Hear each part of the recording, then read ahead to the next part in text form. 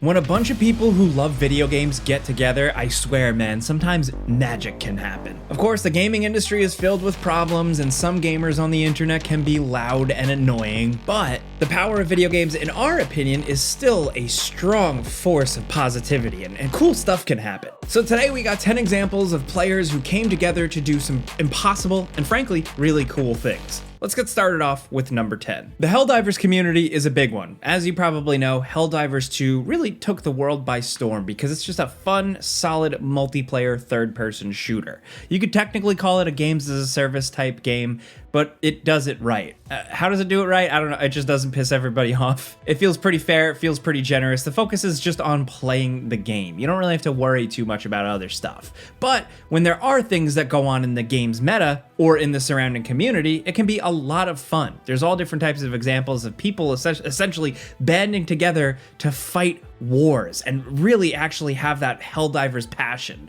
But there was one time where players got together to literally save the children. Many times in the game, situations pop up where you choose where to focus your fight, and it's up to all players to hopefully focus on one area to really win that fight. And situations arise. This time, it was about either going to one planet to fight for victory, with the reward ultimately being a new stratagem unlocked, like a new opportunity, a new way for players to blow things up in game. Or go to this other planet, get this victory, and just save the children. I mean, save the children in the sense that like there was an order given to liberate this planet that thousands of survivors were apparently trapped in Super Citizen Anne's hospital for very sick children. You just had to go out and win this and theoretically save the children. That was it. There was no reward. It was just like a funny, silly little thing. But believe it or not, players really rally behind that imaginary cause, that made-up thing, this fake hospital. They fought for those damn children. Helldivers people are unbelievable. And because of their victory, believe it or not, the developers behind Helldivers 2, Arrowhead, they decided to make an actual real-world monetary donation to Save the Children. Save the Children, of course, is a famous children's charity that's been around for like decades now. They raise money for feeding kids in countries, poverty-stricken children, children affected by war, educational needs. They basically do it all. Players could have gotten these really cool anti-tank mines to use in the game, but no, instead they rallied around saving the children for basically nothing. But then they ended up getting a real-world reward, of course, of, like I said, Arrowhead announcing that they donated $4,311 to save the children. That's awesome. Along with that, of course, many players decided to also donate to this charity in solidarity, and that's great. Next, over at number 9, recently the Animal Well community got together to solve a puzzle that was meant to take months or even years, but they did it in just a few days. So if you don't know, Animal Well is a really, really unique and special Metroidvania that's less about combat and killing stuff and more about exploring the vibes, figuring out cool puzzles, and it's just got gorgeous visuals, sound design. They really nailed it with this game. It is incredibly unique, and it was top of the Steam charts for a reason. But it had a lot of depth, a lot of hidden secrets, a lot of puzzles, and the biggest one involved this mural in the game of a pixelated rabbit. This apparently needed 50 people to solve just like one part of this whole thing, and this puzzle, again, was intended to take weeks or months to solve. The developers actually say this straight up in a secret message in the game, but believe it or not, I guess the early popularity of this game, the community got together and managed to solve it just a few days after it came out. We don't want to get too deep into a lot of it because like this game is about the discovery and we don't want to spoil things, but this is a big example, but Animal Well is filled with a bunch of other cool little things. You should just check out the game either way. Take that from this. Next, over at number 8, Titanfall 2. Titanfall 2, an incredible game. We've talked it to death at this point. It's one of our favorite first-person shooters. From a single-player adventure campaign, it's perfectly well-paced, it's a really cool adventure, and then the multiplayer is great. It's Titanfall. You hop in robots, you fight, it's sick. We've been singing the praises of this game forever. We wish it had more success, we wish it got a sequel, yada yada yada. You've heard it from us before, but in reality, now, so many years later, Titanfall 2's official servers are pretty busted, and for a lot of people, basically unplayable. But fans still wanted to play this thing, damn it, they want the multiplayer. So they got together and there's this fan-made thing called the North Star client, which adds a custom server browser to actually make it possible to get into a game. That is absolutely awesome. Like I said, when players get together, they can do incredible things when they really love a game, especially if they have the technical know-how. Look at the world of mods, improvements, things like that, and the North Star client is a great example of a good fix to essentially keep a game alive. You know, if the publishers, the corporate overlords, aren't going to pay to keep the servers on, or say maybe just fix matchmaking issues or bugs or anything like that, really maintain anything, then it's up to the players. And this is a really good example of that. Having a custom server browser in your game really opens things up, and especially for a smaller, tight-knit community around this game, it's perfect for that. Next, over at number 7, this is just a funny one. It involves EVE Online, a massively popular online space game that is essentially its own world, its own community, its own depth of politics that people participate in off the game, on the game, the in-game economy. All the complexities of this thing is wild. And more recently, there was this whole thing, a massive battle with 3,500 players that started really just because of boredom. Now, again, EVE is such a tightly controlled thing, like a well-oiled machine ran by the community. I'm a layman, I'm on the outside, but like essentially things were going smoothly, like, you know, all the people existing in the factions and stuff, things were going along, kind of like a Cold War typical type thing. Tension, but no actual real battles. But then one day, a massive one erupted. This was a huge EVE Online fight that just seemingly came about because everybody was bored and just wanted to have a big battle. They wanted to have these massive dreadnought starships shoot each other. The ships were crashing into each other, doing all kinds of crazy stuff. And the quote in the after action report on the EVE subreddit is, there were some questions on what escalated to that battle in Sector 4 ABS 8. I would argue most fleet commanders in all blocks agree. The answer is boredom. And you know what? I get it. Listen, it is great to live your life out in this highly detailed space game, trade with other players, negotiate with other players, but sometimes you have a big ship with big guns and you want to shoot those guns and just blow stuff up and fight other players. And you know what? They went for it, but it resulted in a absolutely massive battle. 3,500 players all engaging in this battle is a pretty staggering fight. EVE has so many cool examples of this. The community is absolutely incredible around this game. This one is only scratching the surface, but look into it.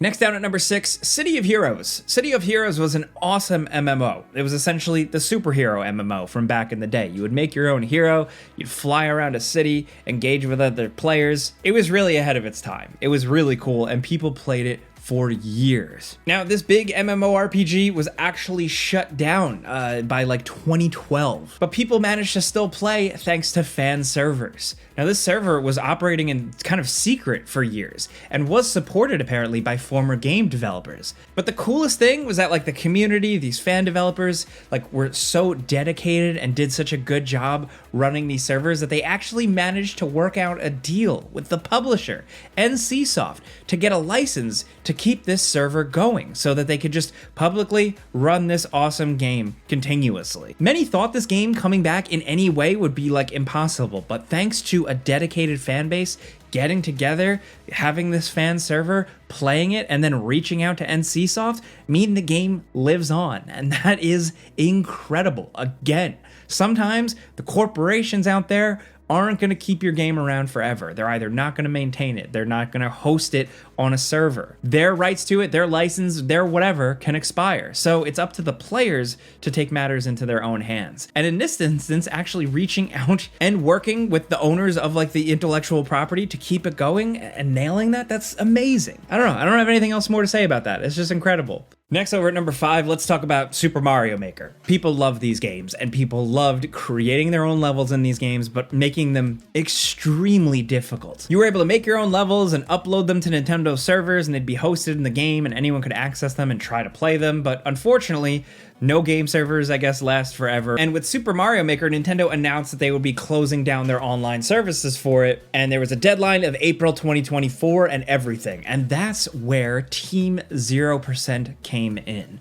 who I'm going to consider probably like the ultimate completionists. essentially what they set out to do together as a group, as a community for this game, was to make sure that every user-made course in the game and uploaded would be completed by at least one person other than the original person who created and uploaded the course. So essentially every single weird, crazy level had to be completed. They kept track of it all publicly. It was a big thing, and it's just a really cool idea to set out and really do that. Really see this game through, and everybody's creations really getting their time in the sun. Of course, some of the levels were absolutely crazy. You've probably seen the memes, the videos of some of these outrageous levels out there. One of the big ones was called Trimming the Herbs. This is infamous. It was apparently attempted over 280,000 times. Now, it turns out the guy who made this actually used like tool assists for this, to make this. So technically, it was not a legitimate level for Team 0% to really complete, but they did it anyway. The level was finished right before the deadline on April 5th, 2024 by SannyX91SMM2. Absolute god tier level Mario playing. I can't even believe this. That's an individual, but again, it's the work of this whole group getting all those games completed. And now with Super Mario Maker 2, they do plan to do the same. They plan to clear every single user created level, and with that, we wish them good luck, Godspeed, whatever phrase you want, you're gonna need it. Next, over at number 4, we have the game Foxhole. This is a recent game. It's been early access for many years, but essentially it's a real role-playing sandbox war game, like an MMO, where in the role-playing sense, I mean like you're actually worrying about logistics, positioning, casualties, that type of stuff. It's not really about the running and gunning, it's really about all the more boring logistical stuff around war. And I say boring, I mean that with no disrespect. Some people absolutely love this type of stuff, and they were apparently really loving Foxhole because while there is kind of like an always ongoing war and like communities jumping in and stuff, there was a battle that was waged so hard and went on for so long and was so big that it actually crashed the server. This battle, according to PCGamer.com, we'll link that in the description below, actually raged, and I quote, for 48 real-world hours. The battle went on so long and achieved such scale that at one point it crashed the server. You can tell just like looking around that like for some of the people who play this game, this was one of the best moments because it went on for so long. There were different rallying points, moments and stories of camaraderie, really getting into this stuff. I can only scratch the surface as someone totally on the outside, but I've talked so much in a lot of videos about how EVE is just this amazing, stunning community-based thing that some people don't even realize is out there. I'd say look into Foxhole too, because they got some cool stuff cooking. Next, down at number 3, the original Tetris on NES can be beaten. The way it can really be completed is by essentially breaking the game or reaching the quote-unquote kill screen. Essentially, this is you play the game so hard and so long that you push the game to its computational limits and just totally crash it. This has for years been thanks to a tight-knit community effort that includes these really bizarre high-level strategies where it doesn't even look like properly playing Tetris. You have to think differently about it when it gets that crazy. You have to have deep knowledge of this game, and along with that, some like over-the-top, unbelievable hand-eye coordination. Only a few players were even good enough to play at such a high level as this, but they always worked together and kind of cheered each other on, and the ultimate winner is Blue Scooty. This 13-year-old was the first person to reach the game's kill screen after a 40-minute 1,511 line performance. You know, this community had been pursuing this type of outcome, but ultimately was kind of thinking it was impossible. Still, it was done. I think this is one of the most incredible things. I'm so glad to see that Blue Scooty actually got to meet the creators of Tetris after this, because this is just an unbelievable feat. He's of course only 13, but there was a whole community of Tetris players behind him also working, pursuing this type of thing, developing weird techniques, like I said, in terms of playing the game, even how you hold and use the controller. And to this day, this is like a very recent story, so there is recency bias, but I do think this is one of the most incredible video game achievements ever. I think it's going to be pretty hard to top this one. Just watch the video of him doing it. It is out of this world. Now down at number 2, RuneScape. RuneScape is an unbelievable thing. It's been around for so long, of course, but it's very different now. Still, there's old school RuneScape. Old school RuneScape is kind of like keeping the tradition, the old feel, like the old source code of RuneScape alive, essentially as it wrapped up in, I believe, 2007. Now, the developers Jagex, of course, moved on to newer RuneScape and all that, but in terms of keeping old school RuneScape alive, in 2013, they announced that it was going to be a thing, but they put out a poll to really see community interest, to gauge their interest. The poll was to decide a couple of things, but the biggest thing was whether or not this was going to be free or not. Were the developers going to have to charge players an additional members fee or not? Would players want that? Well, they spoke with their votes. The developers were looking for 500,000 votes to allow no additional membership fees. But unfortunately, as of March 2013, when the poll concluded, the tally of votes was 449,351, falling short of that 500,000. But it was so close, thank God, that Jagex said, okay, cool, we hear you guys. Players were able to play and access old school RuneScape without any additional fees or membership charges. And I think that's an absolute win for preserving this older version of the game that I used to play in the library in the very early 2000s. The developers had said, okay, for 6 months, old school RuneScape will have no charges, but ultimately they ended up keeping that going. You can totally access it free to play without a membership. You can buy into it if you want, but it's out there. I think that's a win for everybody. And I also think for a game that seems like it feels so niche now, for 500,000 players to get together and vote, that's big. Now finally, down at number 1, there was the massive World of Warcraft's secrets community that worked together to solve what was nearly an impossible puzzle. According to Eurogamer, a void cat pet was added to the game, but players couldn't find it. Players couldn't figure out how to access it, how to get it. They eventually figured it out. This puzzle was apparently notoriously difficult. There wasn't really a lot of feedback or indication what to do, but 160,000 members in this World of Warcraft Secrets Discord were working at it. This was in 2020, back when this story broke. That is a shit ton of people. That's like the biggest World of Warcraft Discord, I believe. And with 160,000 members working at this, banging their heads at this, it took them just under 12 months to solve. That's almost a year. It's crazy considering how long that took, with how many people were actually attempting this. It's a really wild story. There's actually a personal real-world connection to this, and part of the puzzle was solved thanks to referencing some music, a data mine soundbite from the game. It's really complex and weird. I don't have time to explain all the story and lore here, and again, I am the layman, but it is worth looking into. But it's not really about the individual moments in the journey here, it's the fact that it was done. Absolutely a staggering level of stuff here. And my favorite thing about this whole story is that the creator of this puzzle, principal game designer Jeremy Fiesel, he tweeted about it. He acknowledged it, simply stating, "Nice job, happy face emoji." After almost a year of work. That's what he posts. I love it. So those are 10 incredible moments or just massive crowd movements where players came together to do impossible things, where it's solve the impossible puzzle, or raise money for charity, or save a game, or fix a game.